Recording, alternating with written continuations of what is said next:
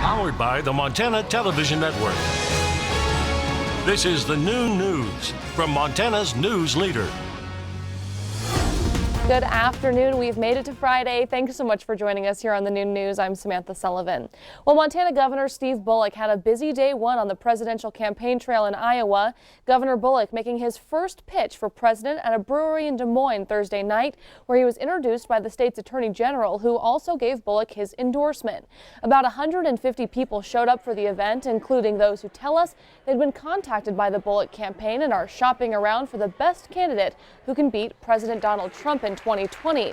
Bullock talked to the crowd about his opposition to dark money and the need to give people a fair economic shake, but he got one of his loudest cheers of the night, talking about the ultimate goal for the Democratic Party in 2020. We are here for a unifying reason, for the sake of our country, for the sake of our country's standing in the world, and for the sake of the nation that we hand off to that next generation. We're here to make sure that Donald Trump does not get reelected again.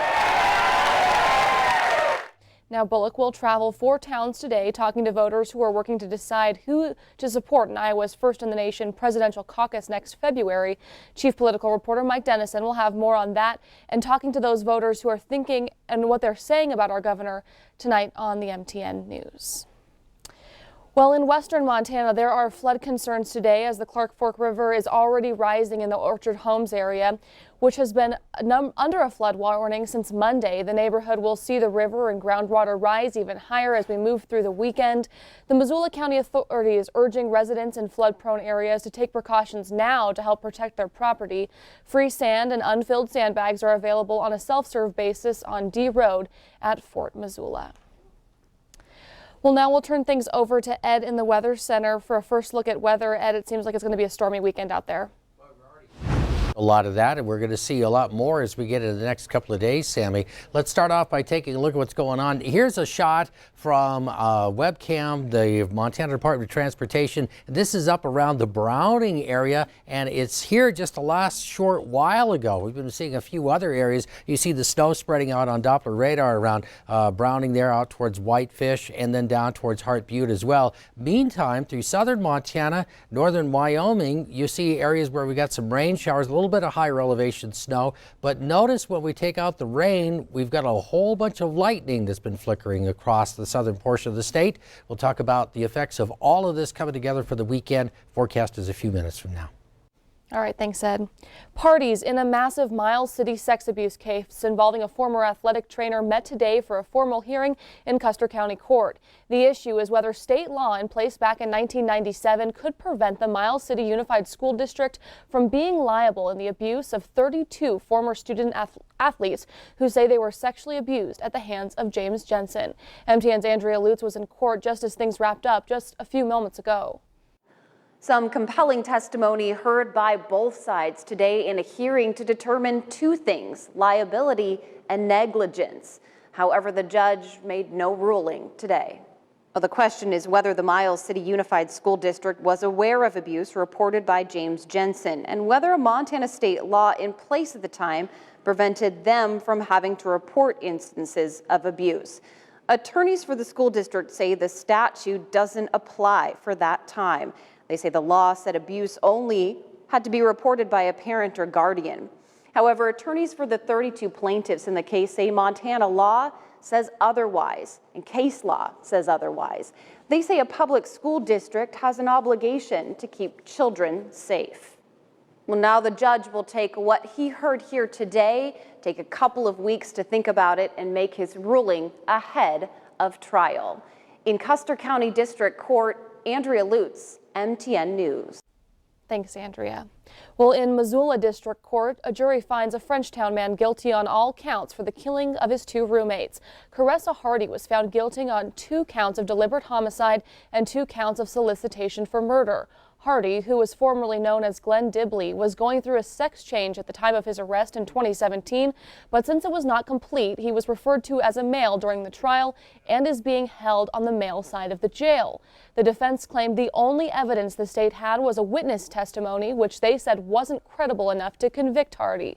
The bodies of the victims have never been located, and the defense argued the two victims were not even dead.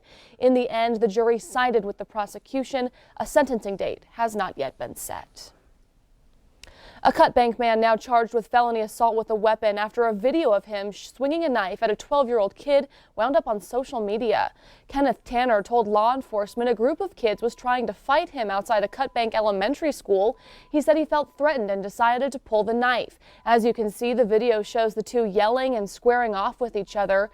As Tanner moves towards the boy, he starts to swing that knife. Well, a former president of Bozeman's Walleyes Unlimited was charged this week after investigators say he embezzled $45,000 in organization funds over the course of 4 years. Todd Mitchell allegedly wrote checks to himself and his personal engineering business from the Walleyes Unlimited account. Mitchell is charged with felony theft of property. In other news this afternoon, 2 years after his death, Highway 287 in Broadwater County is officially the Mason Moore Memorial Highway. That's because of House Bill 156. A sign now stands at mile marker 109 as a reminder of the man behind the badge. Evelyn Schultz reports he will always be remembered as a father, husband, and hero. Because we're here to remember, not to be full of sorrow. Deputy Mason Moore will never be forgotten. I stand at the spot where my friend, my brother, gave his life to protect me. This sign was created in his honor after recent legislation. His family unveiled it Thursday. It's a bittersweet moment.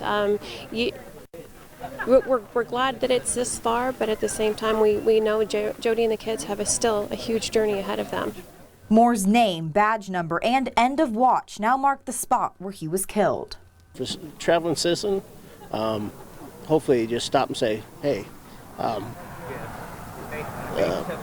law enforcement officer died here. It's a reminder of the steep cost of keeping communities safe as his brothers and sisters behind the badge gathered to honor the hero they'll always remember. For the men and women in uniform, it's one of those you go, yeah, I was there that day. Reporting from Three Forks, Evelyn Schultz, MTN News. Now, since Jody Moore founded the Mason Moore Foundation, they've raised more than $18,000 to help law enforcement across the state. Well, coming up here on the noon news, President Trump unveiling some sweeping changes to immigration policy. Here in the U.S., we'll have the latest from Washington when we come back. But first, it's going to be a good weekend to stay indoors. More storms and rain in the forecast, and we'll have all those details right after the break.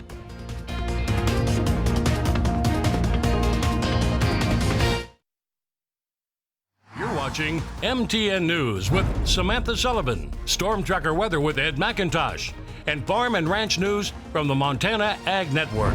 This is the noon news on Q2, Montana's news leader.